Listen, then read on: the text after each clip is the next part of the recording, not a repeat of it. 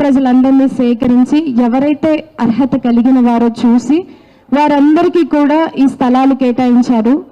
ఆ గ్రామీణ పేదల సంఘం వారు సభ్యులు ఎటువంటి వారంటే చాలా క్రమశిక్షణ కలిగిన వారు అండ్ చాలా ఒబీడియన్స్గా వర్క్ చేసేవాళ్ళు, చాలా ఒబీడియన్స్గా ఉంటారు.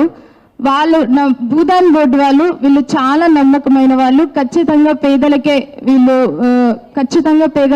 పంచుతారు అని నమ్మకంతో భూదాన్ బోర్డు వాళ్ళు ఇక్కడ యూసీసీ ఆర్ఎంఎల్ పార్టీ వాళ్ళకి ఈ స్థలాలన్నీ భూదాన్ పట్టాలు రాజేంద్ర ప్రసాద్ గారు స్వయాన భూదాన్ పట్టాలన్నీ కూడా వీళ్ళకి హ్యాండ్ ఓవర్ చేయడం జరిగింది. తక్షణమే వాళ్ళు ఎవరైతే రెంట్స్ కొంటున్నారో, ఎవరైతే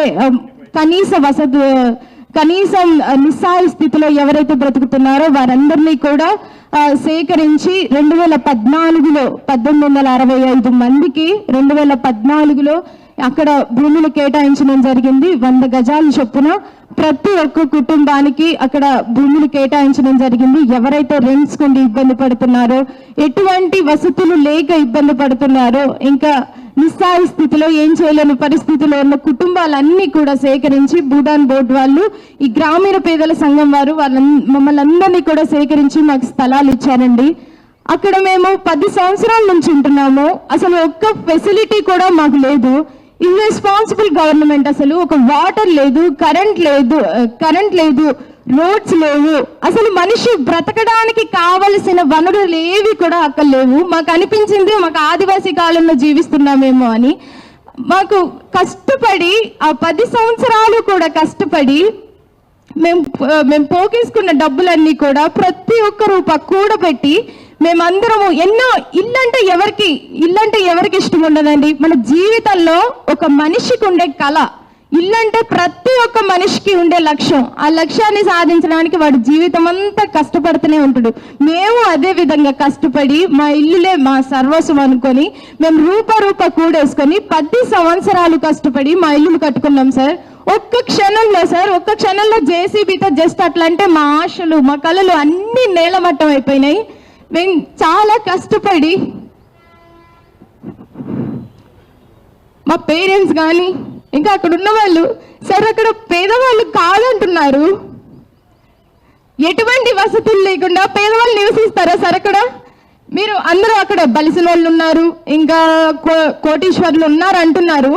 10 సంవత్సరాల నుంచి ఎవడైనా లక్షాధికారి 10 సంవత్సరాల నుంచి ఎవడైనా ఎటువంటి ఫెసిలిటీస్ లేకుండా ఎవడైనా బ్రతకగలుగుతాడా? వాడికి ఎంత కష్టం ఉంటే అక్కడ మేము ఉండాలి, మాకు ఎటువంటి పరిస్థితిలో మేము అక్కడ ఉండాలి? లక్షాధికారులు ఎవరైనా బ్రతకగలుగుతారా సార్ ఎటువంటి ఫెసిలిటీస్ లేకుండా? అక్కడ ఉన్న వాళ్ళందరూ బలిసిన వాళ్ళు, అక్కడ ఉన్న వాళ్ళందరూ డబ్బులు కొనుక్కున్నారు. ఇటువంటి రూమర్స్ సార్. మేము సిస్టమాటిక్ మేనర్ లో వెళ్తున్నాం సార్.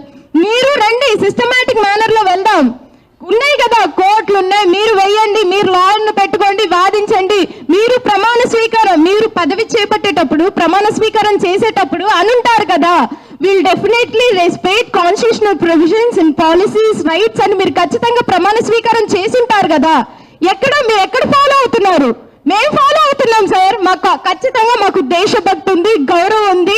మేము ఖచ్చితంగా కాన్స్టిట్యూషనల్ రైట్స్ ఫాలో అవుతాము, రూల్స్ ప్రకారం వెళ్తున్నాం. మీరు రండి సార్, రూల్స్ ప్రకారం వెళ్దాము. మేము హైకోర్టు నుంచి ఆర్డర్స్ తెచ్చుకున్నాము సార్. మాకు అక్కడ పాజిటివ్ గా 5-6 ఆర్డర్స్ వచ్చాయి.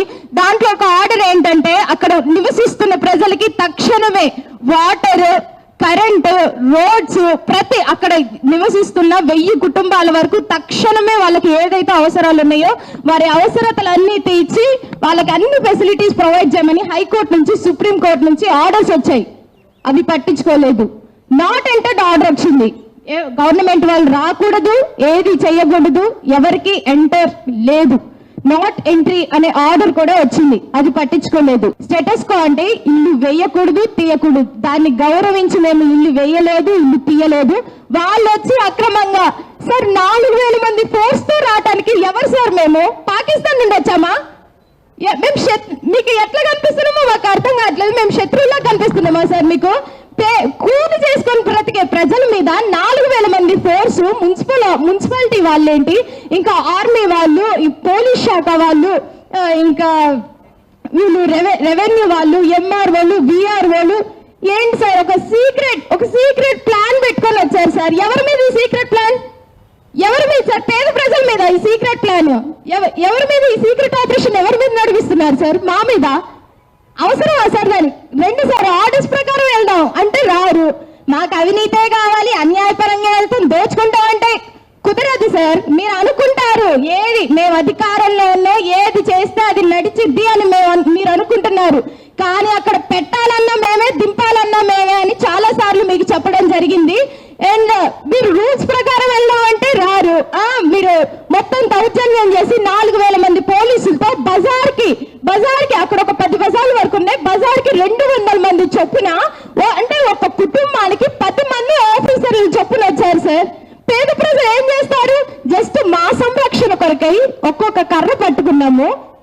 మాకు రెస్పెక్ట్ ఉంది సార్. యూనిఫామ్స్ వేసుకున్న వారిని ఏ విధంగా గౌరవించాలి, ఒక స్థాయిలో ఉన్న వారిని ఏ విధంగా గౌరవించాలని మా తల్లిదండ్రులు చదువుకోపోయినా ఏ విధంగా రెస్పెక్ట్ చేయాలో అన్నది మాకు ఒక ఐడియా ఉంది.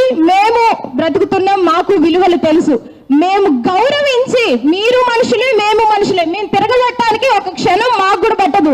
మేము తిరగబడితే అది వేరేలా ఉంటది. మేము తిరగబట్టడానికి ఒక క్షణం కూడా పట్టదు సార్.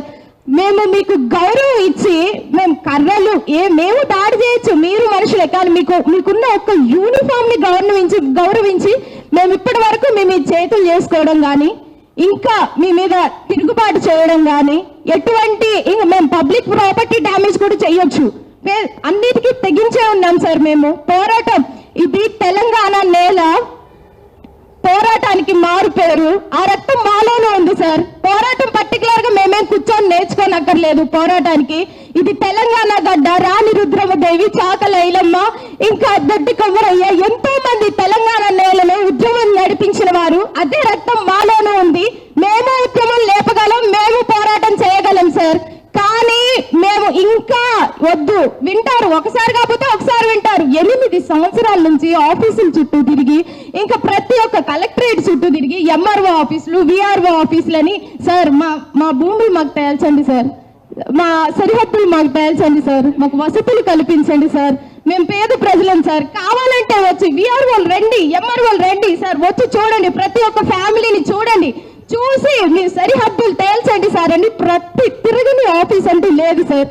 నేను ఇప్పుడు మా చదువుకున్న పిల్లలు ఎట్లుందంటే, ఒక ఇన్స్పిరేషన్ గా చూడాల్సిన జనరేషన్, ఒక ఇన్స్పిరేషన్ గా చూడాల్సిన పొలిటీషియన్స్ కానీ, ఇంకా ఇన్స్పిరేషన్ గా చూడాల్సిన కలెక్టర్స్ కానీ, ఆఫీసర్స్ కానీ మాత్రం ఇన్స్పిరేషన్ గా ఉండే విధంగా లేరు. మాకు ఇన్స్పిరేషన్ అని చెప్పుకోవడానికి కూడా ముందు సిగ్గుచేటు. ఆ ఖమ్మం జిల్లాలో ఉన్న 3 మంత్రుల గురించి ఇంకా మాట్లాడిన అవసరం లేదు. ఇంకా సిగ్గుచేటు దాని గురించి మాట్లాడుకోవడం. జెండాలు మారితే వాళ్ళు మారుతారు, రంగులు మారితే వాళ్ళు మారుతారు అన్నట్టే ఉంది. కానీ మాకు ఎటువంటి సార్ కనీసం పరామర్శించడానికి రాలేదు. ఎందుకు రాలేదు? తప్పు చేశారనే కదా.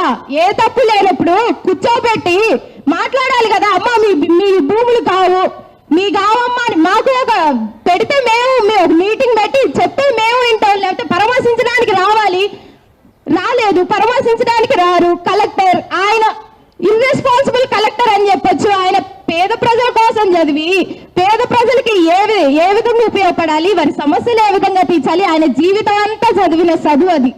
ఆ చదువుకు కూడా వాల్యూ లేకుండా చేసిండు. మాకు ఇన్స్పిరేషన్ ఉంటాడని ఇంకే మాత్రం అనుకోవట్లేదు. ముందు ఆయన సస్పెండ్ చేయాలని మేము కోరుతున్నాము.